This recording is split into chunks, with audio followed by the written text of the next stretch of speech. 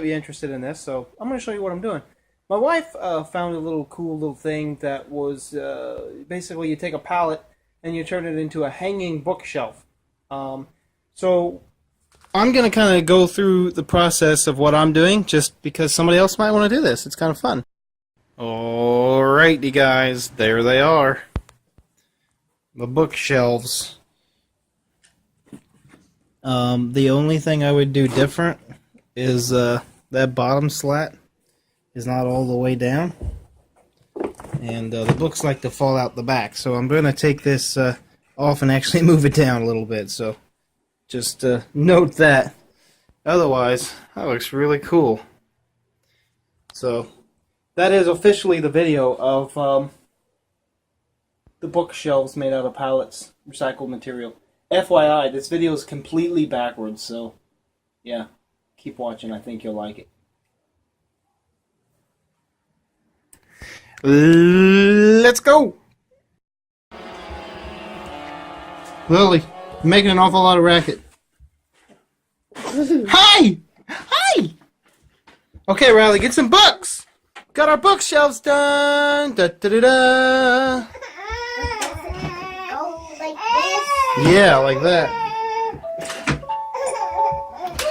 Like that. Yes.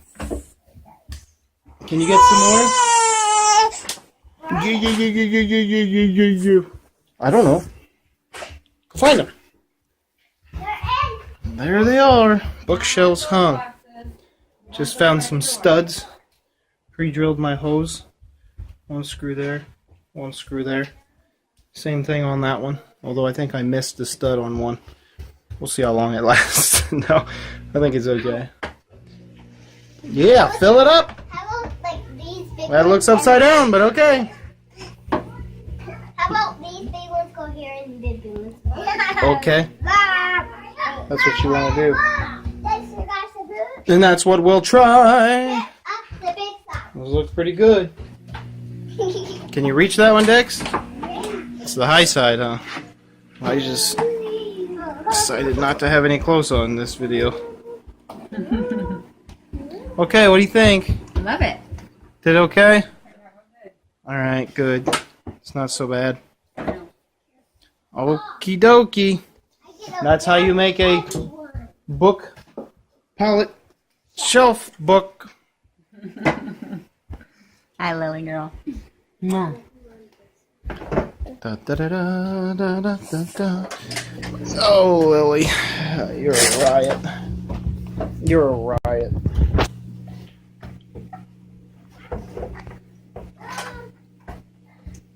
Sliding out the back, Riley. Yeah. Yeah. You gotta stand them up straight. Ow. She got too many in there crooked. Is it like a big gap or? This is a little socket. Do, do, do, do. Oh, yeah! So there's the other one. Turned out nice. The bottom here is really crazy. It's like really squiggly. The first one I put the front on first. I put the bottom on, then the front on, and that seemed to work better than putting the back on first, because it allows you to get everything the way you like it at front. Then you can tweak and bend and twist the back a little bit. The only reason I didn't like putting the bottom of this one on first was because of this crazy thing. Like, look at this. Crazy. The only problem with putting this one on first is when I flipped it over, I kind of scratched it a little bit, but hey, you know what? It's a used pallet. So, anyway, there it is. Looks pretty good. And I will hang it on a wall. Word. Oh, by the way, I got just a few nails left.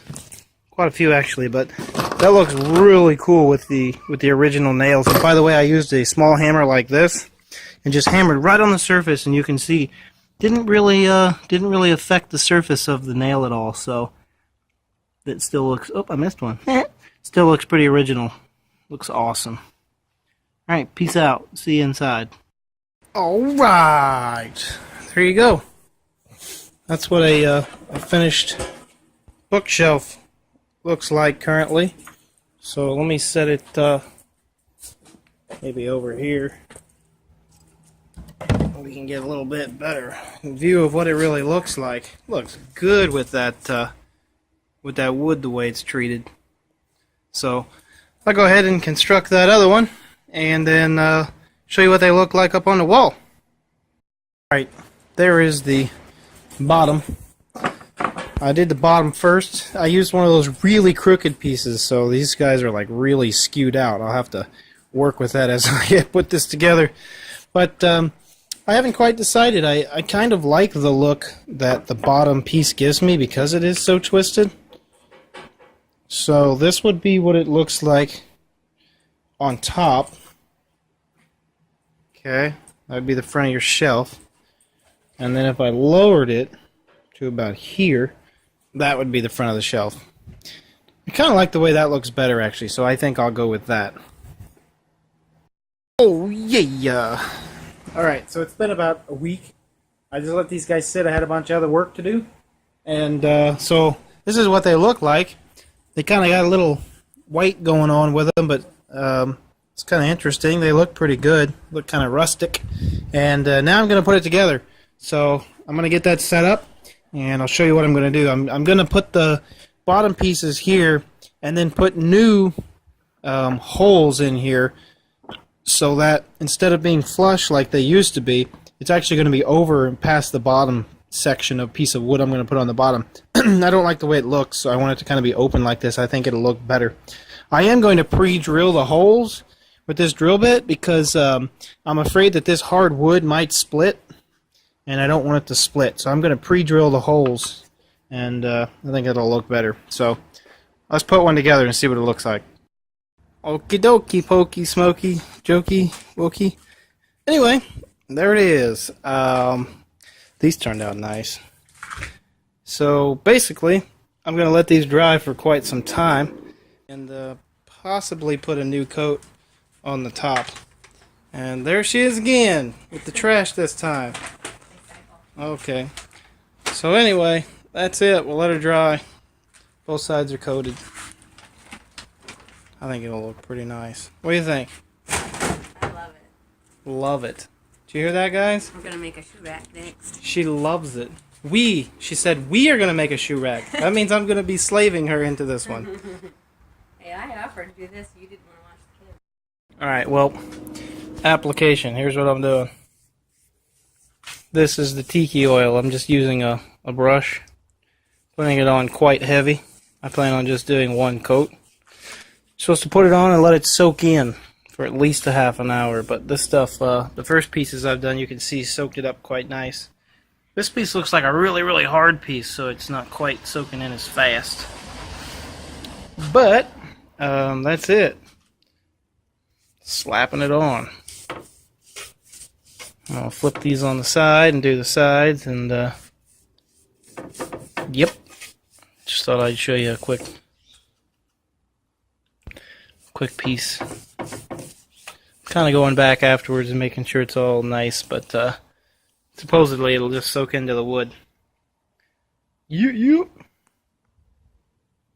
Oh yeah, day 2. So I grabbed one of these pieces of wood and I sanded it with 2 different grits, and then covered it with a little bit of oil. So here's what it looks like in the sun.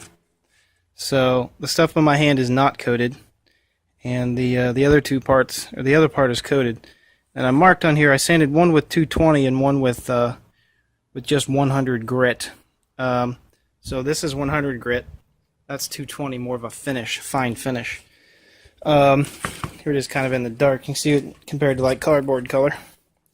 So it turned out good. I'm actually using this this tiki oil. I didn't really want to like put a clear coat on this thing. I just wanted to make the natural wood color shine.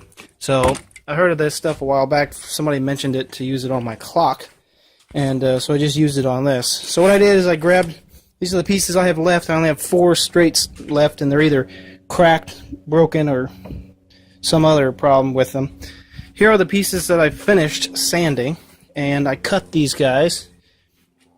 So in case you're curious, here's kind of a before and after.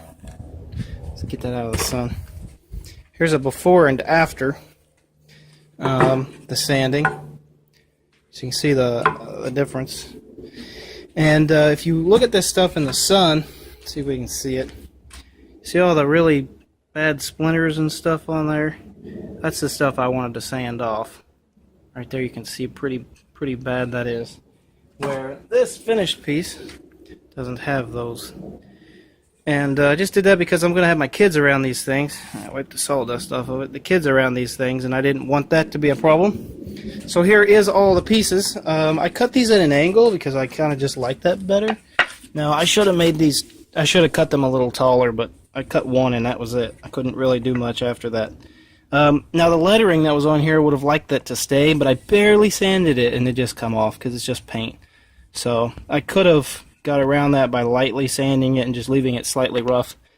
But that's okay. So these are my front two pieces. These are my back pieces.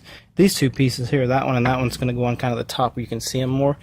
The front pieces are going to have to be on here like normal, where the nails go in the front because of the, well, I guess I could flip it over, but you got like the cross piece here and I don't like that look.